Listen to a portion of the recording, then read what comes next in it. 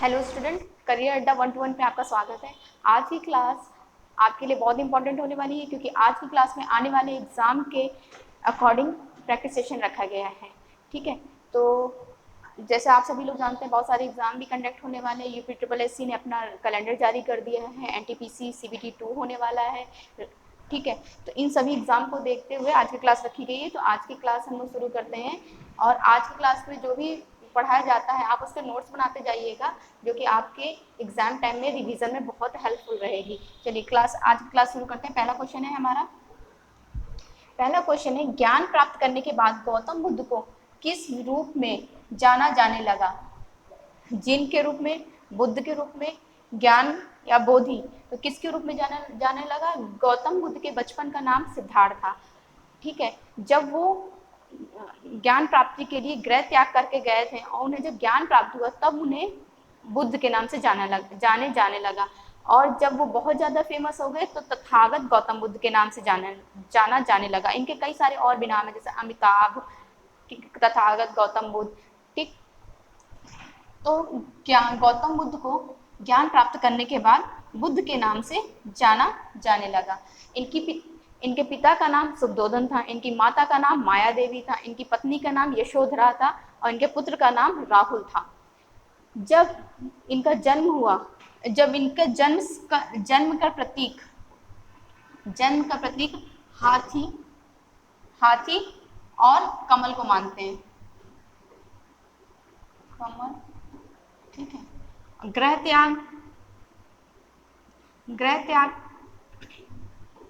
गृह त्याग से अश्व को मानते हैं। ठीक है, और ज्ञान प्राप्ति का बोधि वृक्ष जो पीपल का पेड़ था। ठीक है, तो कुछ इनके जीवन से संबंधित प्रतीक हैं, जैसे जन्म के लिए हाथी और कमल का प्रतीक है, गृह त्याग के लिए अश्व है और ज्ञान प्राप्ति के लिए बोधि वृक्ष है। बुद्ध का जन्म लुम्बिनी में हुआ था। इन्होंने अपना सर्वप्रथम उपदेश सारनाथ में दिया था और इनकी मृत्यु कुशीनगर में हुई थी।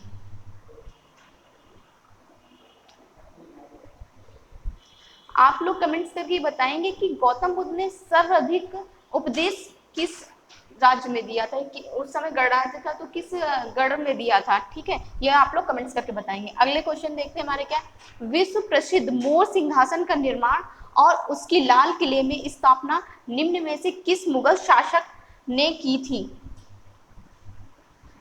किस मुगल शासक ने की थी? शाहजहां, जहांगीर, बाबर या बहादुर शाह? तुम सभी जानते हैं कि मोर सिंहासन, जिसको मयूर सिंहासन के नाम से भी जानते हैं, मयूर सिंहासन, ठीक है, मयूर सिंहासन के नाम से भी जानते हैं, जिसका निर्माण शाहजहां ने करवाया था। शाहजहां के काल को मुगल काल का स्थापत्य कला का स्वर्ण काल कहा जाता है। उसी तरह जहांगीर के काल को मुगल काल का चित्रकला का स्वर्ण काल कहा जाता है। ठीक है, तो मयूर सिंहासन की स्थापना शाहजहां ने की थी। पहले ये आगरा के किले में स्थापित किया गया था, बाद में ये लाल किले में लाया गया था, जहां ईरान के शासक ने यहाँ पे आक्रमण किया और इस सिंहासन को अपने देश ईरान ले गया था।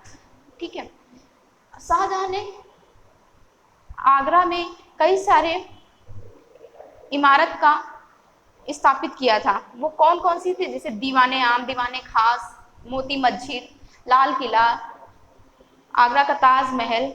ठीक है, ये ईरान का शासक कौन था? ये ईरान का शासक नादिर शाह था। ये ईरान का शासक कौन था? नादिर शाह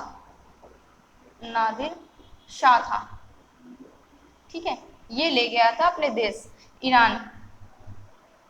तो इस तरह से हमारा ऑप्शन फर्स्ट सही होता है। शाहजहां ने लाल किले में मयूर सिंहासन की स्थापना की थी। और जहांगीर के समय को चित्रकला से मानते हैं। अकबर का समय जानते ही हैं आप, ये भी स्वर्ण के नाम से जाना जाता है। इसने धर्म प्रचार किया, इसने नया धर्म भी बनाया, दीन इलाही जिसको कहते हैं। बहादुर शाह 2 हुए, एक प्रथम और एक द्वितीय। द्वितीय जो था वो मुगल साम्राज्य का या मुगल वंश का सबसे आखिरी शासक था और बहादुर शाह प्रथम औरंगजेब की मृत्यु के बाद ये गद्दी पे बैठा था। तो इस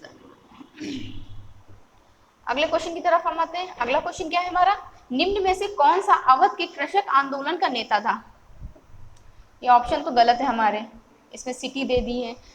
अवध के कृषक आंदोलन के नेता कौन था, हम सभी जानते हैं बाबा रामचंद्र देव।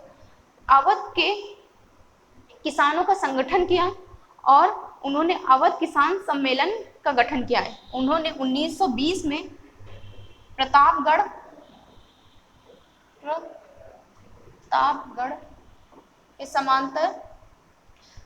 के समांतर अवध में अवध कृषक आंदोलन शुरू किया है। ये बाबा रामचंद महाराष्ट्र के रहने वाले थे। बाबा रामचंद महाराष्ट्र के रहने वाले थे और इनका जीवन एक सन्यासी जीवन था। ये धार्मिक ग्रंथों को पढ़ते थे और उसके बाद उन ग्रंथों से प्रेरित होकर कृषकों को भी प्रेरित किया करते थे। इन्होंने जमींदारों के विरुद्ध ये कृषि का आंदोलन शुरू किया था। इन्होंने कृषक को, भारत के कृषक को या उस अवध के उत्तर भारत के क्षेत्र के कृषकों को जागृत किया और कहा कि जमींदारों के खिलाफ ही एक आंदोलन शुरू कर दिया। तो इस तरह से इसका आंसर हो जाता है किसने शुरू किया था, बाबा रामचंद्र देव ने किया था। बाबा रामचंद्र देव ने किया था। अगला क्वेश्चन है हमारा, किसने बंगाल में स्थायी उपनिवेश की शुरुआत की थी। लॉर्ड कर्जन ने, विलियम बेंटिंक ने, डलहौजी ने या कॉर्नवालिस ने। सभी जानते हैं स्थायी उपनिवेश की शुरुआत कॉर्नवालिस ने की थी। ठीक है, इसमें क्या था, इसमें जमींदारों को जमीन दी जाती थी। वो जमींदार जमीन का 8/9 भाग ब्रिटिश सरकार को देता था और 1/9 भाग अपने पास रख लेता था। अब 1/9 भाग अपने पास रख लेता था राजस्व का। ठीक है, लॉर्ड कॉर्नवालिस को सिविल सर्विस का जनक कहा जाता है। सिविल सर्विस का जनक कहा जाता है। ठीक है, लॉर्ड कर्जन भारत का विभाजन, बंगाल का विभाजन, ठीक है, 1905 बंगाल का विभाजन के लिए जाना जाता है। विलियम बेंटिक को, ये बहुत उदारवादी शासक था। इसने अंग्रेजी शिक्षा के लिए जाना जाता है और सती प्रथा का उन्मूलन करने के लिए और ठगी प्रथा का उन्मूलन करने के लिए इन कई सारे सुधार के लिए विलियम बेंटिक को माना जाता है। लॉर्ड डलहौजी, इसने हड़प नीति लागू की थी। रेलवे के निर्माण के लिए इसे जाना जाता है। डाक सेवा की शुरुआत के लिए इसे जाना जाता है। भारत में कई सारे ऐसे वर्क इसने किया है डलहौजी ने, इसके लिए भी इसको जाना जाता है। ठीक है, अगले क्वेश्चन की तरफ जाते हैं हम। अगले क्वेश्चन है हमारा, निम्नलिखित घटनाओं का सही क्रम में लगाइए। रोलेट एक्ट, गांधी इरविन समझौता, मार्लेमेंटो सुधार, एल्बर्ट बिल। तो बहुत इजी क्वेश्चन है ये और ऐसे क्वेश्चन एग्जाम में जरूर आते रहते हैं। तो ऐसे क्वेश्चन को आप लोग एक नोट्स बना लीजिएगा, इनकी डेट डाल के आप लोग लिख लीजिएगा। तो एल्बर्ट बिल कब आया था, 1883 में। रोलेट एक्ट, गांधी इरविन समझौता, मार्लेमेंटो सुधार 1909 में। 1909 में, ठीक है। एल्बर्ट बिल किससे संबंधित था, एल्बर्ट बिल में उस समय ये प्रावधान किया गया था, वो जाति नस्ल को या गोरे काले का भेद खत्म करना चाहते थे। इसलिए भारतीयों को भी ब्रिटिश सदन में और उच्च न्यायालयों में जगह देने की कोशिश की। उन भारतीयों के लिए भी वो पद निर्वाचित किए गए। तो इसके विरोध में अंग्रेजों ने रेवोल्यूशन कर दिया था, जिसे व्हाइट रेवोल्यूशन के नाम से जानते हैं। तो एल्बर्ट बिल किस लिए आया था, एल्बर्ट बिल भारतीयों को समानता देना चाहता था। रोलेट एक्ट आया था कि इसमें किसी भी व्यक्ति पे संदेह होने पे, ये ऐसा कानून था, किसी भी व्यक्ति के संदेह होने पे उसे बिना कभी भी कहीं से भी ब्रिटिश सरकार गिरफ्तार कर सकती है बिना वारंट के। तो इस एक्ट के लिए कहा गया ये बिना वकील बिना दलील का एक्ट है। गांधी इरविन समझौता 1931 में हुआ था, जिसमें गांधी जी ने 11 सूत्री मांग की थी, ठीक है, जो भारत के पक्ष के लिए थी। मार्लेमेंटो सुधार कानून पार्लियामेंट्री सुधार कानून के अनुसार मुस्लिम के लिए अलग पृथक निर्वाचन क्षेत्र आयोजित किया गया। तो इस तरह से हमारा ऑप्शन कौन सा सही होगा? एल्बर्ट बिल फोर्थ, इसके बाद 1909 थर्ड, इसके बाद 1919 फर्स्ट, फिर उसके बाद गांधी समझौता, गांधी इरविन समझौता second, fourth third first, B option हमारा सही होता है। ठीक है, ये लो, ये क्वेश्चन के डेट्स आप लोग अच्छे से नोट कर लीजिएगा। अगला क्वेश्चन कौन सा है? अगला क्वेश्चन है केंद्रीय आलू अनुसंधान संस्थान कहाँ स्थित है? फैजाबाद, शिमला, सिमोगा या लखनऊ? सभी जानते हैं आलू, केंद्रीय आलू संस्थान शिमला में स्थित है। शिमला में कहाँ? कुफरी में। कुफरी आलू की एक प्रजाति भी है। अगला क्वेश्चन क्या है? अगला क्वेश्चन है गंडक सिंचाई परियोजना किन प्रदेशों का एक संयुक्त प्रयास है? किन प्रदेशों का है? उत्तर प्रदेश, मध्य प्रदेश या उत्तर प्रदेश बिहार, उत्तर प्रदेश एवं उत्तराखंड, उत्तर प्रदेश एवं हरियाणा? तो किनके बीच है? गंडक हम सभी जानते हैं, इसको नारायणी नदी के नारायणी नाम से भी जानते हैं। नारायणी नदी ये किसकी सहायक नदी है? गंगा की। ये गंगा की सहायक है, गंगा की सहायक नदी है। ठीक है, और ये दो राज्यों के बीच में बहती है। कौन कौन सी? एक उत्तर प्रदेश और एक बिहार। तो ऑप्शन सेकंड हमारा सही होता है, उत्तर प्रदेश और बिहार। साथ ही साथ ये गंडक परियोजना में साथ ही साथ नेपाल को भी लाभ दिया जाता है, नेपाल को भी लाभ दिया जाता है। अब लाभ किस तरह से दिया जाता है? इसे ये परियोजना बनाई गई है तो उसमें बिजली से रिलेटेड तो जितना उत्पादन होगा तो नेपाल को भी लाभ दिया जाएगा। सिंचाई के लिए, पानी के लिए भी, कृषि करने के लिए सिंचाई, तो पानी के लिए भी उनको लाभ दिया जाएगा। तो कई सारी परियोजनाओं का लाभ नेपाल भी प्राप्त करता है गंडक सिंचाई परियोजना से। अगला क्वेश्चन है हमारा, निम्नलिखित में से कौन सा स्थल स्टील निर्माण से संबंधित नहीं है? जमशेदपुर झारखंड, बर्नपुर पश्चिम बंगाल, झारिया झारखंड, दुर्गापुर पश्चिम बंगाल। तो कौन सा नहीं है? स्टील से संबंधित नहीं है, बताइए कौन सा नहीं है? जमशेदपुर हम सभी जानते हैं किससे रिलेटेड है? पश्चिम बंगाल का। बर्नपुर किससे रिलेटेड है? झारिया का। झारखंड किससे रिलेटेड है? दुर्गा। तो झारिया स्टील से संबंधित नहीं है, बाकी सब किससे? कोयला से। जमशेदपुर कोयला से है, बर्नपुर ये भी कोयला से है और दुर्गापुर ये भी कोयला से है। अगले क्वेश्चन की तरफ हम जाते हैं। जापान में होसुंग नामक द्वीप किसके लिए प्रसिद्ध है? जापान का होसुंग नामक द्वीप, होसुंग का मतलब होता है प्रमुख प्रांत, प्रमुख प्रांत। ठीक है, प्रमुख प्रांत। तो ये किसके लिए इंपॉर्टेंट है? ये तेल के लिए इंपॉर्टेंट है।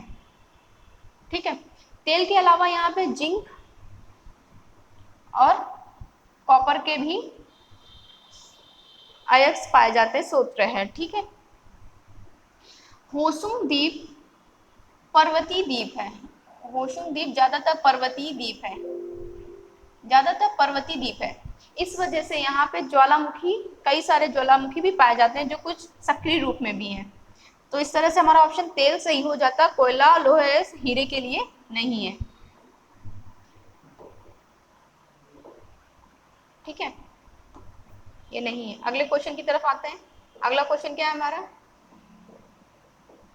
अगला क्वेश्चन है निम्न में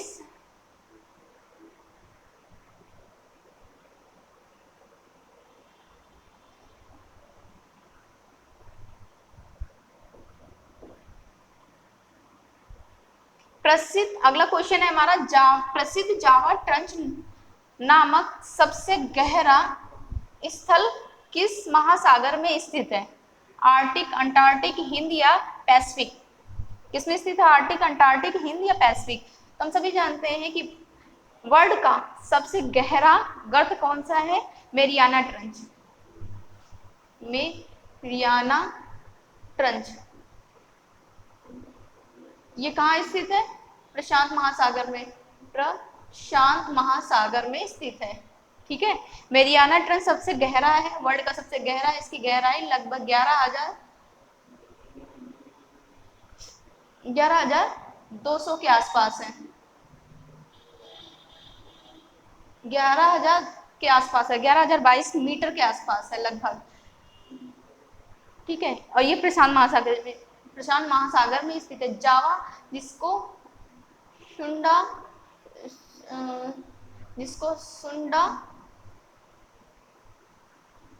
सुंडा ट्रंच के नाम से भी जानते हैं। जावा या सुंडा ट्रंच के नाम से जानते हैं। ये कहाँ स्थित है? हिंद महासागर में स्थित है। इसकी गहराई कितनी है? लगभग 8,000 मीटर है। लगभग 8,000 मीटर है। ठीक है, लगभग 8,000 मीटर है। चलिए अगले क्वेश्चन की तरफ चलते हैं। अगला क्वेश्चन क्या है हमारा? 73वें संविधान संशोधन 1992 के दौरान भारतीय संविधान में शीर्षक में एक परिच्छेद 9 जोड़ा गया है जो अनुच्छेद 243 से 243 जीरो के प्रावधान कवर करता है। तो क्या कवर करता है? कौन सा विषय है? अल्पसंख्यक, न्यायपालिका, पंचायत या सदन। हम सभी जानते हैं 73वां संविधान संशोधन पंचायत से रिलेटेड है। ठीक है, पंचायत से रिलेटेड है। इसके अंतर्गत, पंचायत के अंतर्गत कितने विषय दिए गए हैं? 29 विषय दिए गए हैं। 29 विषय दिए गए हैं। ठीक है, तो ऑप्शन सी हमारा सही है, न्यायपालिका और ये सभी रिलेटेड नहीं है। अगला क्वेश्चन क्या है? अगला क्वेश्चन है हमारा, भारत सरकार का प्रथम विधिक अधिकारी कौन होता है? केंद्रीय कानून मंत्री होता है, विधिक सचिव होता है, या अटॉर्नी जनरल ऑफ इंडिया होता है, या भारत का मुख्य न्यायाधीश होता है? भारत के अनुच्छेद 46 में भारत के महान्यायवादी का वर्णन दिया गया है। उसमें बताया गया है कि महान्यायवादी का वेतन क्या होगा, भत्ता क्या होगा, कैसे इसकी नियुक्ति होगी और उसके कार्य क्या होंगे। तो अनुच्छेद 76 में बताया गया। महान्यायवादी जिसको कि अटॉर्नी जनरल ऑफ इंडिया कहते हैं, यही भारत का प्रथम विधिक अधिकारी होता है। तो केंद्रीय कानून मंत्री गलत हो गया, विधि सचिव ये होगा नहीं, भारत के मुख्य न्यायाधीश ये भी नहीं होगा। आंसर होगा हमारा अटॉर्नी जनरल ऑफ इंडिया। चलिए अगले क्वेश्चन की तरफ चलते हैं। अगला क्वेश्चन है, प्रधानमंत्री आवास योजना की समय अवधि क्या है? 2014 से 21, 14 से 24, 15 से 22, 15 से 25। हम सभी जानते हैं कि प्रधानमंत्री योजना 2015 से 22 तक लागू की गई है। ये 2 चरण में लागू की गई है। पहले चरण में 1,80,00,000 के आसपास घर आवंटित किए गए हैं। दूसरे में 1,50,00,000 के आसपास लोगों को घर बांटे गए। ये जो घर बनाए जा रहे हैं वो ये जो आवास बनाए जा रहे हैं वो किन लोगों को मिलेंगे? जो कि प्रवासी हैं या जिनके पास कच्चा घर है या वो किराए पे रहते हैं, ऐसे लोगों को ये प्रवास दिए जाएंगे। इसमें से कुछ परसेंट उस व्यक्ति को देना पड़ेगा जिसको सरकार ये घर दे रही है। बाकी का जितना भी खर्चा होगा वो सरकार उठाएगी। तो ये उन्हीं को मिलेगा जो प्रवासी हैं या जिनके पास घर नहीं है या जिनका घर कच्चा है। अगला क्वेश्चन है हमारा, नाबार्ड की स्थापना किस वर्ष हुई थी? 1970, 1975, 1970 या 1982 में? तो हम सभी जानते हैं कि नाबार्ड की स्थापना तत्कालीन प्रधानमंत्री इंदिरा गांधी के समय हुई थी। उन्होंने 5 नवंबर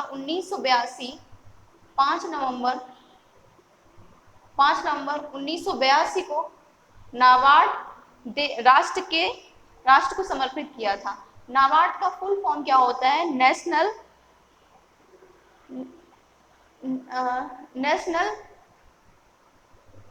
national bank for agriculture and rural development. ठीक है। राष्ट्रीय कृषि एवं विकास मंत्रालय,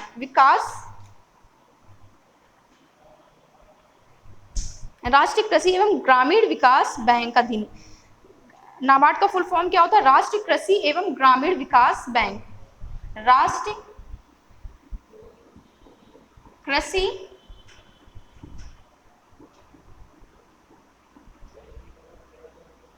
एवं विकास बैंक, ठीक है। प्रेजेंट टाइम में नाबार्ड के अध्यक्ष कौन है? सीईओ कौन है? GL Chintala, doctor GL Chintala इस समय इनके सचिव हैं, अध्यक्ष हैं। तो ऑप्शन के अकॉर्डिंग 1982 हमारा सही होता है। अगला क्वेश्चन क्या है हमारा? अगला क्वेश्चन है घर्षण के संबंध में निम्न में से कौन सा विकल्प सही है? घर्षण गति का विरोध करता है, घर्षण टूट फूट का कारण नहीं होता है, घर्षण में ऊर्जा नष्ट नहीं होती है, घर्षण में उष्णता का उत्पादन नहीं होता है। तो घर्षण में टूट फूट का कारण ये ऑप्शन नहीं होगा। ऊर्जा घर्षण से कोई लेना देना नहीं होता है। उष्णता यानी हीट से बात कर रहा है, ये भी से कोई लेना देना नहीं होता है। तो ये गति का विरोध करता है। तो घर्षण बल कार्य किस तरह करता है? घर्षण बल जब कोई दो वस्तु एक दूसरे के टच में आते हैं तो वहां घर्षण बल उत्पन्न होता है। जैसे जब कोई व्यक्ति सरफेस पे चल रहा होता है तो सरफेस और व्यक्ति के बीच में घर्षण बल उत्पन्न होता है। अगर ये बल बहुत कम हो जाएगा तो व्यक्ति फिसल जाएगा। तो व्यक्ति को गति घर्षण बल के कारण ही प्रदान होती है, जिससे व्यक्ति चल पाता है। तो ये गति का विरोध करता है, ठीक है। अगर गति ज्यादा हो जाएगी तो व्यक्ति फिसल जाएगा। अगला क्वेश्चन है निम्न में से कौन सी अदिश राशियां हैं? तो हम सभी जानते हैं ये भौतिक राशियां दो प्रकार की होती है, एक अदिश एक सदिश। एक अदिश और एक सदिश। अदिश राशि में क्या होता है? इसमें परिमाण तो होता है लेकिन दिशा नहीं होती है, दिशा नहीं होती है। वहीं सदिश राशि में परिणाम और दिशा दोनों ही होती है, दोनों ही होती है, ठीक है। सदिश राशियां कौन कौन सी हैं? सदिश राशियां बल, त्वरण, वेग, संवेग, विस्थापन। अदिश राशियां कौन सी हैं? समय, दूरी, चाल, कार्य, ये सभी अदिश राशियां होती हैं। तो अदिश राशि की बात कर रहा है तो कौन सा होगा? कार्य। वेग, बल, त्वरण, विस्थापन, संवेग, ये सभी सदिश राशियां होती हैं। तो अदिश राशि के अकॉर्डिंग कार्य आंसर होगा हमारा। अगले क्वेश्चन की तरफ आते हैं। निम्न में से कौन सा एक नाइट्रोजन उर्वरक नहीं है? नाइट्रोजन उर्वरक नहीं है तो कौन सा? Ammonium sulphate, calcium sulphate, superphosphate of Lyme's या यूरिया। ये सभी उर्वरक हैं, लेकिन नाइट्रोजन की बात कर रहा है यहाँ पे, नाइट्रोजन की बात कर रहा है। तो अमोनिया भी नाइट्रोजन का ही उर्वरक है, कैल्शियम सल्फेट भी नाइट्रोजन का ही उर्वरक है, सुपरफॉस्फेट ये फास्फोरस का है, ये फास्फोरस का है। फास्फोरस का सिंबल पी होता है, ये फास्फोरस का है, ठीक है। ये फास्फोरस का उर्वरक है। यूरिया भी नाइट्रोजन के और अन्य उर्वरक होते हैं जैसे ammonium nitrate, calcium nitrate, potassium nitrate, ठीक है। तो अगले क्वेश्चन की तरफ चलते हैं। आंसर हमारा सी सही होगा, और सी सही होगा जो कि सुपरफॉस्फेट ऑफ लाइम है जो फास्फोरस का है। अगले क्वेश्चन की तरफ चलते हैं। अगला क्वेश्चन क्या है हमारा? क्षय रोग से बच्चों को सुरक्षित रखने के लिए कौन सा टीका दिया जाता है? बीसीजी का, डीपीटी का, डीटी का या टीटी का? किसका दिया जाता है? बीसीसी का। किसका टीका दिया जाता है? बीसीसी का, बेसिलस कॉलमेट यूग्रीन, ब्लेसिलस कॉलमेट यूग्रीन, बीसीसी का टीका दिया जाता है। डीपीटी का टीका किसके लिए दिया जाता है? डिप्थीरिया, काली खांसी और टिटनेस के लिए दिया जाता है। तो ऑप्शन सी हमारा सही होता है। बीसीजी का टीका क्षय रोग से सुरक्षित रखने के लिए दिया जाता है। क्षय रोग कब मनाया जाता है? ठीक है, ये आप लोग कमेंट्स बॉक्स में करके बताएंगे कि इसका आंसर क्या होगा। क्षय रोग कब मनाया जाता है। अगला क्वेश्चन है हमारा, निम्न में से वह कौन सा पौधा है जो अपने भोजन के लिए कीटों को पकड़ लेता है या उसका भक्षण करता है। तो कौन सा है, डहेलिया है या सॉल्विया है, यूट्रिकुलेरिया है या बॉल्सम है। तो कौन सा है, यूट्रिकुलेरिया है। तो कौन सा होगा, यूट्रिकुलेरिया। ये कीटों को क्यों पकड़ लेता है, ये कीटों को क्यों पकड़ लेता है, पौधे कीटों को तभी पकड़ते हैं जब उनमें नाइट्रोजन की कमी होती है। तो इस पौधे में नाइट्रोजन की कमी होती है, इसीलिए ये कीटों को पकड़ लेता है और अपना भोजन प्राप्त करता है। अगले क्वेश्चन की तरफ चलते हैं। अगला क्वेश्चन क्या है, परिधि उपकरण का कार्य क्षमता को जोड़ने के लिए कंप्यूटर सिस्टम से कनेक्ट होते हैं। निम्न में से कौन सा परिधि उपकरण नहीं है। परिधीय मतलब होगा एक्सटर्नल डिवाइसेस, जो कंप्यूटर में बाहर से जोड़ी जाने वाली डिवाइसेस होंगी। तो हमारे ऑप्शन क्या है, माउस, स्कैनर, मुद्रक या मदरबोर्ड। तो ये सभी बाहर से, माउस भी बाहर से कनेक्टेड होता है, स्कैनर भी, मुद्रक भी, प्रिंटर जिसको कहते हैं। तो ये कौन सा है, मदरबोर्ड। मदरबोर्ड इंटरनल डिवाइस है जो कि स्टोरेज डिवाइस है। तो ऑप्शन हमारा फोर्थ सही हो जाता है। अगले क्वेश्चन की तरफ चलते हैं। अगला क्वेश्चन क्या है हमारा, अगला क्वेश्चन मैच करना है। कुछ मेले दिए गए हैं और मेले का जिला या उसका स्थान दिया गया है। तो मेला कौन सा है, गोविंद साहब मेला, कैलाश मेला, सैयद सलार का मेला, शाकंभरी देवी का मेला। तो सैयद सलार का मेला, कैलाश मेला आगरा में है, सैयद सलार का मेला बहराइच में है, सहारनपुर शाकंभरी देवी और गोविंद साहब आजमगढ़। ऑप्शन के अकॉर्डिंग हमारा कौन सा सही होना चाहिए मैचिंग के, पहले का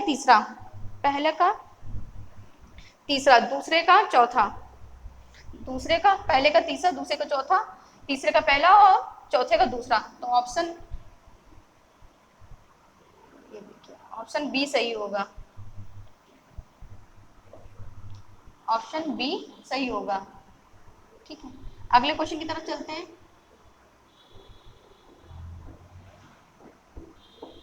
अगला क्वेश्चन क्या है हमारा, फसल वर्ष 2020 और 21 के लिए खाद्य उत्पादन के लिए निर्धारित लक्ष्य क्या है।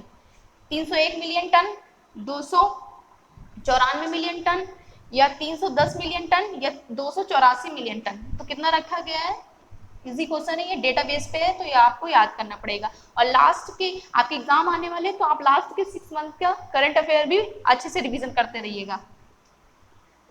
अगला क्वेश्चन क्या है हमारा, अगला क्वेश्चन है, निम्नलिखित कथनों का मिलान करें। और ये डेटा किसके बारे में दिया है, फॉर्च्यून ग्लोबल 500 सूची, यानी कि वर्ल्ड लेवल की ऐसी कौन सी कंपनियां हैं जो टॉप पर हैं। तो इसमें ऑप्शन दिया हुआ है, Walmart, state grid, Rajesh export या वॉक्स वैगन। ठीक है, स्टेट ग्रिड चीन की है, राजेश एक्सपोर्ट कहाँ की है, भारत की, ये भारत की है। ठीक है, वॉक्स वैगन जर्मनी की है और वॉल्ट मॉल्ट अमेरिका की है। वॉल्ट मॉल्ट अमेरिका की है। ये वॉल्ट मॉल्ट कंपनी किससे रिलेटेड है, ये इलेक्ट्रॉनिक अप्लायंसेस से रिलेटेड है। ठीक है, स्टेट ग्रिड चाइना की है, ये किससे रिलेटेड है, बिजली उत्पादन से रिलेटेड है। राजेश एक्सपोर्ट ये भारत की है, ये किससे रिलेटेड है, ये सोने से, मतलब ये गोल्ड की माइनिंग कराने के बाद उसकी रिफाइनरी और उसको कैसे उसका मेकिंग करना है, ज्वेलरी बनाने का, उससे रिलेटेड ही कंपनी है। वॉक्स वैगन जर्मनी की है, जो कि ऑटोमोबाइल से रिलेटेड है। इसमें जैसे कि BMW, फरारी और ये ऐसी कई सारी BMW और फरारी जैसी कई सारी कार यहाँ बनती है। तो ऑप्शन के अकॉर्डिंग हमारा ऑप्शन फर्स्ट सही होता है। चलिए अगले क्वेश्चन की तरफ चलते हैं। अगला क्वेश्चन क्या है, अगला क्वेश्चन है, छात्र उद्यमिता कार्यक्रम 3.0 की थीम किसमें रखी गई है, made in 3D speed the future, the future entrepreneur program, the made in speed the future entrepreneur program, made in 3D seed the future entrepreneur program। तो इसकी थीम क्या है, made in 3D speed the future entrepreneurs program. तो fourth option हमारा सही होता है। अगला क्वेश्चन की तरफ चलते हैं। अगला क्वेश्चन क्या है, निम्न लिखित दिए गए कथनों का मिलान करें, इसमें भी मैचिंग करना है। और मैचिंग किसके लिए करना है? जीडीपी। जीडीपी 2022 की वृद्धि दर कितनी रही है? तो भारत, दक्षिण एशिया, चीन, पूर्वी एशिया।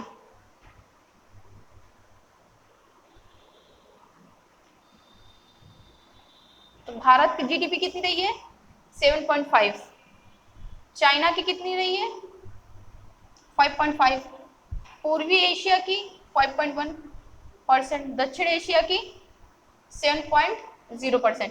तो भारत की चाइना से ये कैसे यहाँ पे ज्यादा हो सकती है? बिल्कुल भी नहीं हो सकती है, क्योंकि भारत की जीडीपी, ये परसेंटेज दिया हुआ है, ये अमाउंट नहीं दिया। अमाउंट में भारत की ट्रिलियन में होती है और ये इसकी चाइना की मिलियन में होती है, तो उसके कम से कम 100 गुना ज्यादा होती है। इसलिए परसेंटेज में तो चाइना की कम है, लेकिन अमाउंट में भारत से ज्यादा ही है चाइना की वृद्धि दर। ठीक है, तो आज के क्वेश्चन कंप्लीट होते हैं। आज के क्वेश्चन में कुछ करंट भी क्वेश्चन थे जो कि आपके एग्जाम आने वाले हैं, जो कंडक्ट होने वाले हैं। यूपीएससी ने कैलेंडर भी जारी कर दिया है, उसके अकॉर्डिंग कुछ करंट के क्वेश्चन भी इंक्लूड किए गए। तो आज की क्लास आपको कैसी लगी तो आप लोग कमेंट्स करके बताइएगा। आपके जो भी सुझाव है वो भी आप कमेंट करके बताइएगा। और वीडियो को लास्ट तक देखने के लिए थैंक यू।